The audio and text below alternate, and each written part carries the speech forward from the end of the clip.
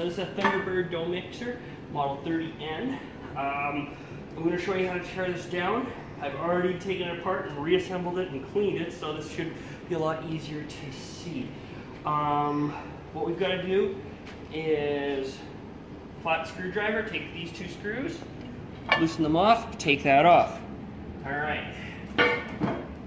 There's two nuts here, basically to tighten against. You can loosen both of those off, take them off. Okay.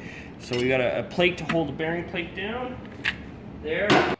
Now that we've got this cover, there's 4 bolts here. We'll have to use a puller, 2-jaw puller to pull that off.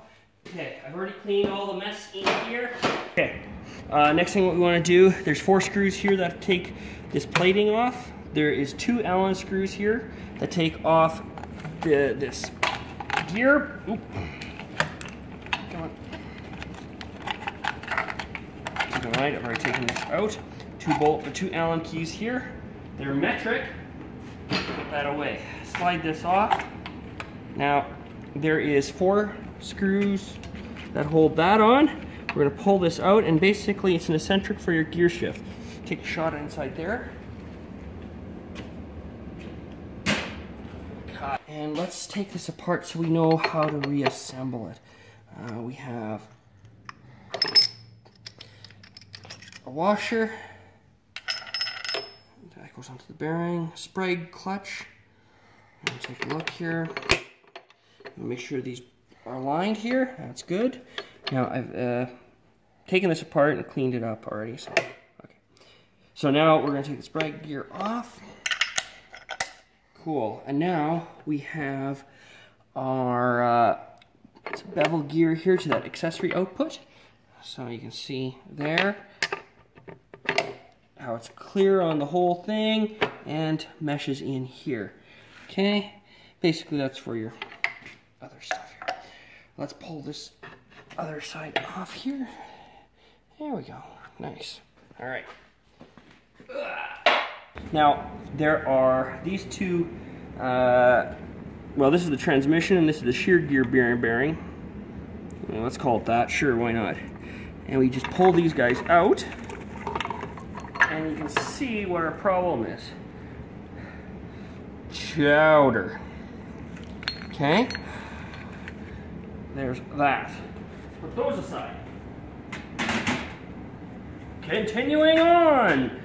There is a bolt that holds right on the bottom here, and it can pull this shaft out. There's a lock washer. I've already taken apart the bottom dough output shaft. There's basically one big nut, and it pops off. Then there's a bolt right, you can see that hole there. Yeah, good enough. Might get shots later. Okay, and you can take this fork out. Okay, fork's out. Okay, keep in mind, let's see, if you don't put it in the right way, so this is the right way, if you flip it upside down, the shaft won't line up, so it can only go on one way, okay?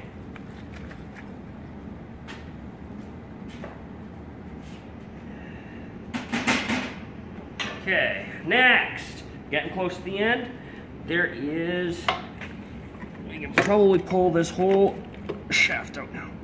All right.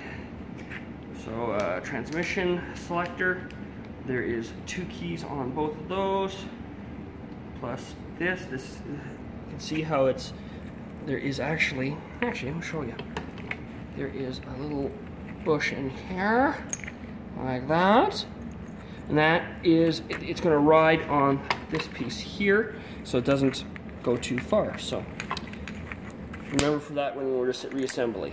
Okay.